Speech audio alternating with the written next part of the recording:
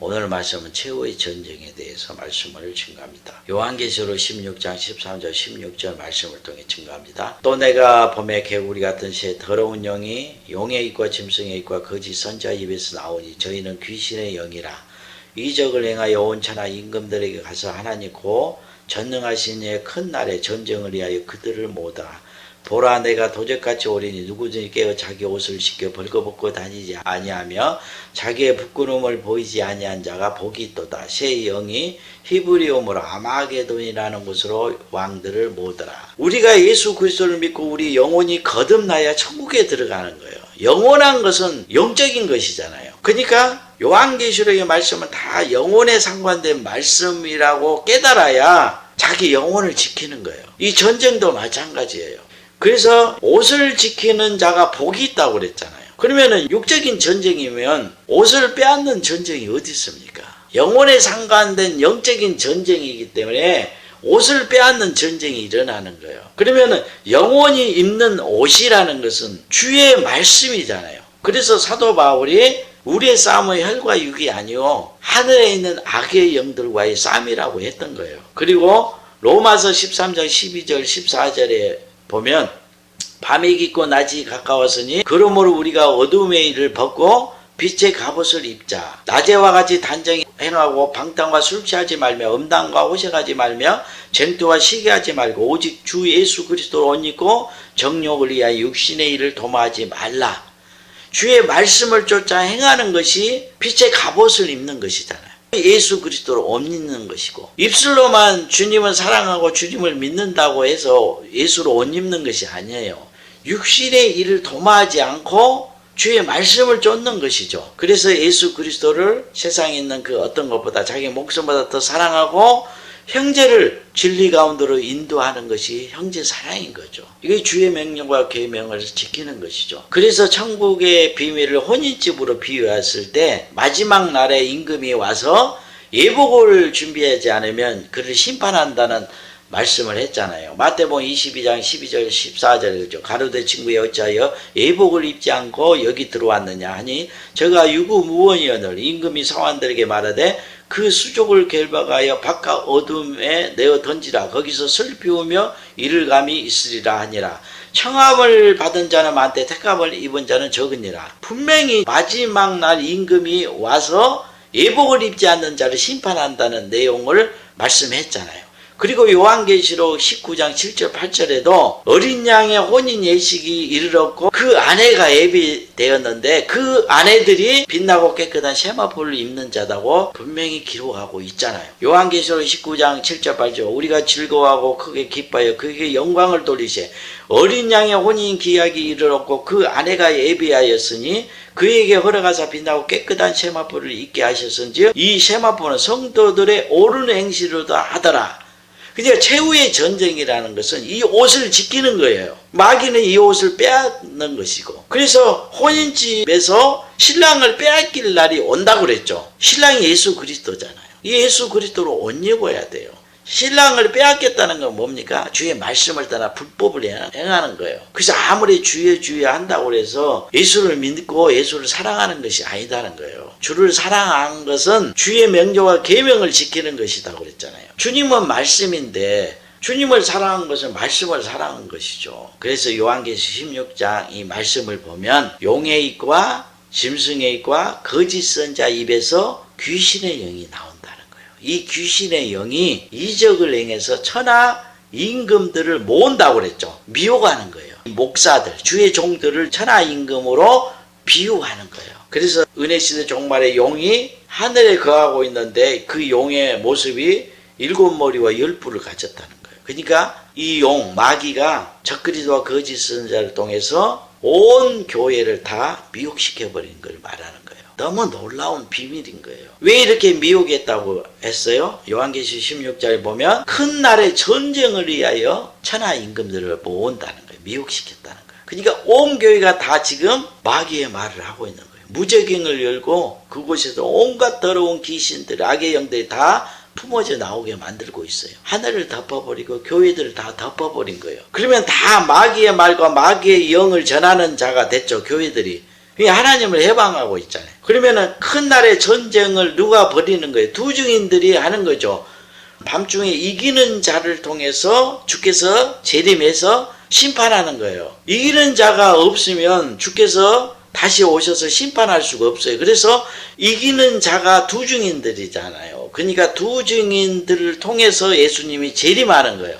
그리고 그들의 입에서 나오는 그 하나님의 말씀이 검이 되고 불이 되어서 싸우는 거예요. 그래서 두 증인들이 주의 재림과 심판의 말씀을 증거하는 것이 최후의 전쟁을 벌이는 것인데, 이 전쟁이 용과 그 용의 머리가 된 적그리스도와 거짓 선자, 그리고 이들의 미혹을 받는 열불과 전쟁을 벌이는 거잖아요. 그들을 심판하는 거예요. 그런데 이 전쟁을 위해서 천하임금들 다 미혹해서 지금 온 교회가 다 마귀를 하나님을 경배하고 있죠. 마귀의 말을 하고 있어요. 그러면 두 증인들이 증거하면 안 믿을 거 아닙니까?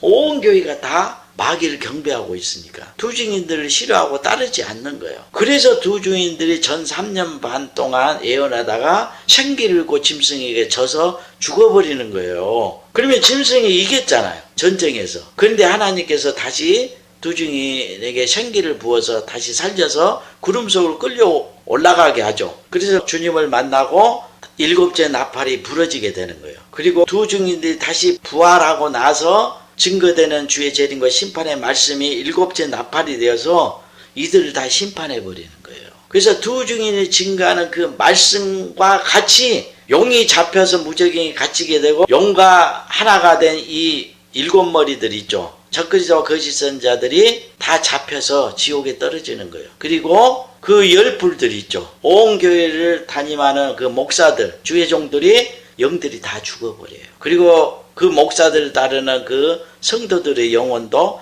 다 죽게 돼 있어요. 그래서 이 악인들이 다 죽게 되면 더 이상 악인들의 영혼을 통해서 활동할 수가 없죠. 다 죽어버렸으니까. 그래서 마귀가 무정에 갇히게 되는 거예요.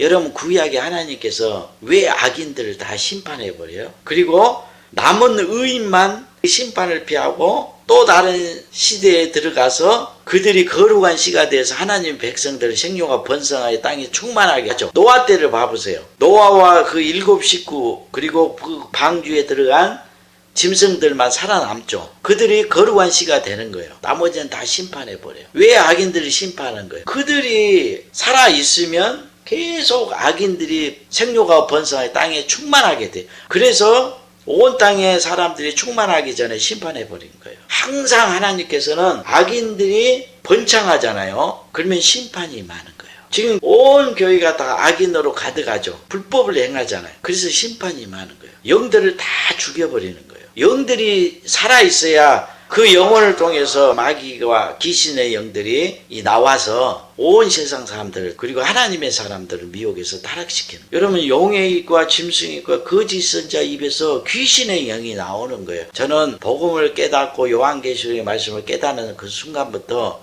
내 영혼이 영적 감각이 살아나 버려요. 그래서 이 영들은 바람의 존재와 같잖아요. 바람은 눈에 보이지 않지만 피부에 닿으면 알잖아요. 이와 같이 귀신의 영들이 내 영혼에 들어오잖아요. 공격하잖아요. 내 영혼이 그걸 다 감각으로 느껴버려요. 다 알게 돼요. 여러분, 피부에 여러분 손을 대보세요. 닿은 거 느끼죠? 촉감이 있기 때문에 누가 손을 대면 촉감으로 아는 거죠. 그래서 뜨거운 물이나 불에 닿으면 고통을 느끼잖아요. 내 영혼이 영적 감각이 생기니까 어둠이 들어오잖아요. 이 귀신의 영들, 악의 영들이 내 영혼을 덮잖아요. 엄청난 고통이 와요. 답답하고. 그래서 끝없이 기도하는 거예요. 그래서 요한계시록의 말씀이 그대로 내 영혼에 이루어지고 있어요. 두 증인이 증거하는 말씀과 같이 그대로 이루어져서 심판을 받게 돼요. 그러니까 요한계시록 19장 14절 21절 보면 짐승과 땅의 임금들이 백마를 탄 예수님과 싸우다가 이들이 잡히고 그 군대들이 다 죽는 거예요. 이 영혼이 죽게 되는 것을 지금 말씀하는 거예요. 이 최후의 전쟁에 대해서 자세히 기록된 말씀이 엘리야 선지자가 활동하는 그때 이스라엘 나라를 아합이라는 왕이 다스리고 있었죠. 그런데 이 왕이 이방 여자를 사랑함으로 아내를 삼아요. 그래서 이 여자가 이 왕의 권세를 가지고 이 바알 앞에 무릎 꿇지 않는 이스라엘 모든 선지자를 다 죽여버려요.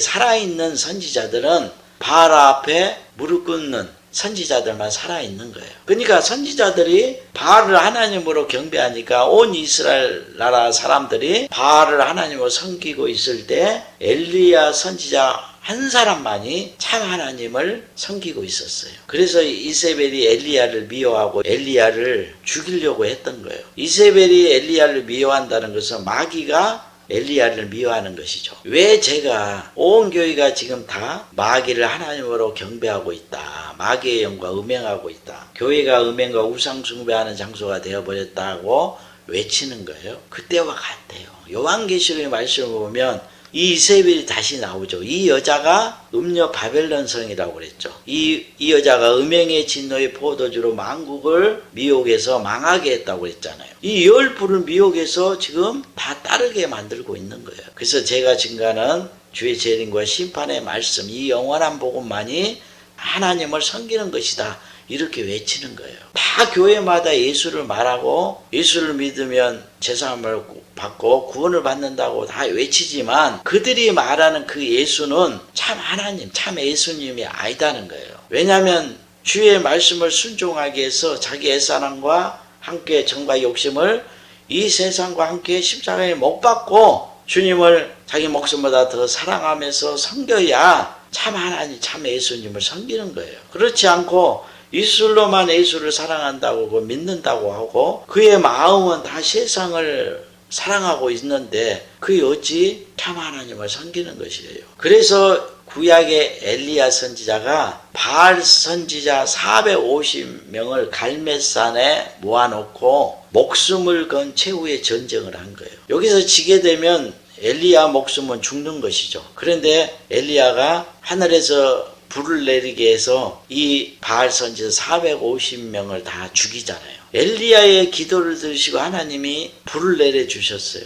여러분 밤중에는 마귀가 온 교회를 덮고 있는 때예요. 하늘을 덮어버렸어요. 그렇기 때문에 주의 말씀에 온전히 순종하지 않으면 하늘문을 열 수가 없어요. 그래서 이기는 자를 통해서만 하나님이 일하시는 거예요. 그래서 엘리야 선지자가 활동할 때는 엘리야의 기도를 통해서만 하나님이 일했던 거예요. 이와 마찬가지로 밤중에는 요한계시록 11장에 기록된 두 증인을 통해서만 주께서 다시 재림하셔서 심판하며 싸우시는 거예요. 그래서 두 증인들이 목숨을 건 최후의 전쟁을 하는 거예요. 엘리야가 자기 목숨을 걸고 450인과 싸웠잖아요. 이와 같이 두 증인들이 자기 옛사람을 이 세상과 함께 십자가에 완전히 못 박지 않고는 그들이 증거하는 그 말씀과 같이 이들을 심판할 수가 없는 거예요. 자기 옛사람과 함께 정과 욕심을 십자가에 완전히 못 박아버리고 주의 말씀에 100% 순종할 때 그들이 증거하는 그 말씀이 용과 짐승과 거짓 선자 그리고 이들에게 미혹당한 모든 사람들의 그 영혼을 심판하는 거예요. 왜 하나님께서 이 말씀을 제게 증거하게